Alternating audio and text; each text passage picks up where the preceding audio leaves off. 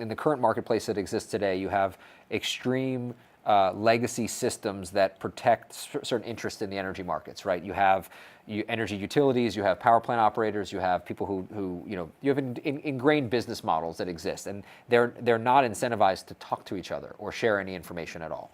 And I think we recognize that the future world that needs to exist has to have data situational awareness or data awareness between disparate systems.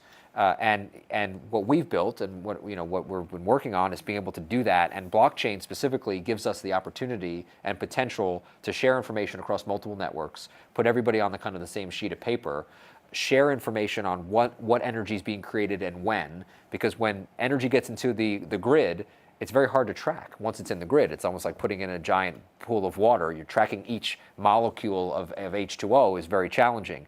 But if all the water is being accounted for coming in and the sources of where those water is coming from, and whether it's a good example or not, then you can see what's coming out, right? So you track what's coming in, you track what's coming out, you look at the energy fuel mix and the energy types, so you can actually create a system where people can compare the efforts that they're doing for each individual energy grid across the entire world. So you know what's happening in India, you know what's happening in the United States, you know who's doing their part, so that the compliance under these policies from COP24 or from the UN or whatever else can actually be followed. Because without accounting for, which is, my background is in accounting, it's kind of boring, but without accounting for energy and accounting for energy usage and accounting for climate emissions and climate sciences, you'll never get there, because there's too many different ways to calculate, and you don't know who to trust, you don't know what sheet of paper you're reading off of.